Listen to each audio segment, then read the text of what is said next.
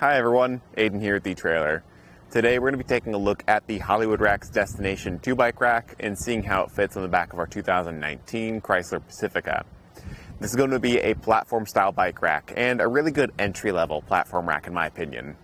This one's going to get you started carrying a good range of different styles of bikes. Really, we want to avoid carbon frame bikes because it does make frame contact with the bike, but alternative frame and kids bikes are going to work really well for this rack.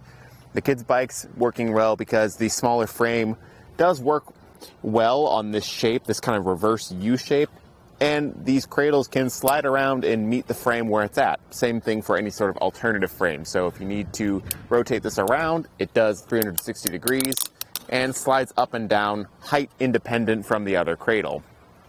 It does have a 35-pound weight capacity, so that is a bit of a limiting factor for some cases, but as long as your bikes are within that limit, you should be able to get them loaded up really secure.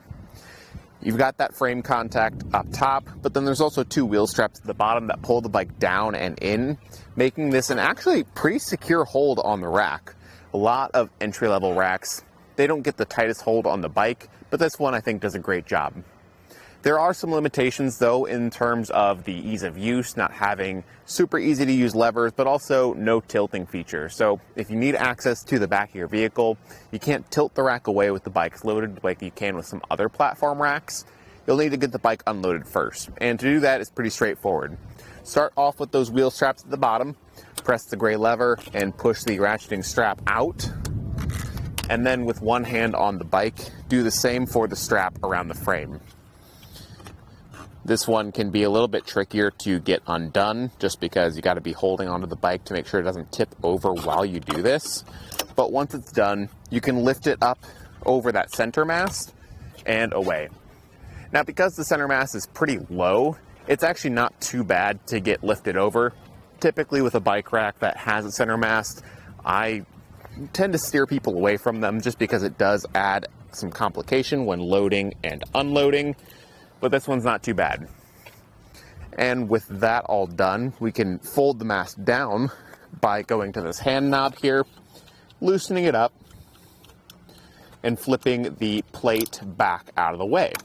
This allows us to tip this to either side, and I always like to take the strap from the cradle, feed it around the tray, and use that to hold it down. That way, it doesn't pop up on its own. And from here, we've got room to open up the back hatch.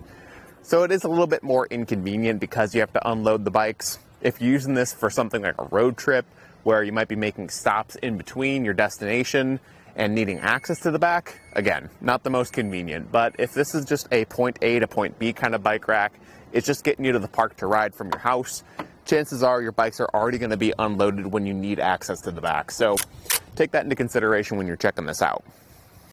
From here we can get some measurements though, starting off with our distance that we add to the back. And from the bumper to the outer edge of the rack, it only sticks out 23 inches, making this a pretty compact option. For the ground clearance, the lowest point is actually at the side because of that U-shaped design. And we have 14.5 inches of ground clearance. There's a good rise in the shank that brings the trays up a little bit. And anything a foot or over, I typically say is probably fine. So I don't think you have to worry too much about steep driveways and hills with this bike rack, which is great. To fold the rack up though, if we want to leave this in the hitch between rides and bikes are unloaded, we can undo the hand knob closer to the bumper here at our pivot point. And once it's unthreaded, pull it out, fold the rack up, reinsert it, and thread it through the newly aligned holes. This is going to keep things condensed against the back of the bumper, reducing the length that we add to the back of the vehicle. Now only sticking out 9.5 inches. So it's a lot more compact, easy to pull into a parking spot or maybe even your garage at home. In the folded state, I also like to point out that it doesn't obstruct the license plate, the backup camera, or the taillights. Obviously with bikes loaded up that will change, but in the folded state it's not going to be obtrusive. And you just have to keep in mind the back hatch. So if you need access, you'll need to fold it down flat again. At the hitch, it's working with our 2" by 2" receiver tube, but it will work with an 1¼ as well if you have that, just by removing the included sleeve. It comes with an anti-rattle bolt that keeps things really solid in the hitch. You can see there's no shaking in the bike rack. Even at the pivot point here where the pin threads, that keeps the pivot point a lot more solid too, which is great to see. That locking bolt at the bottom does have a lock on it, so you can trust that your rack is going to be secured to your vehicle. And if you pair that up with a cable lock, then your bikes are going to be secured to the rack as well. Overall, if you're looking for a simple platform rack to get started, the Hollywood Rack's Destination is my personal pick. It's easy to use, works with a wide range of bikes, and if you need more, you can get the 4-bike option, which is just a little bit bigger and functions the same way. But that was our look at the Destination 2 bike rack on our 2019 Chrysler Pacifica. Thanks for watching.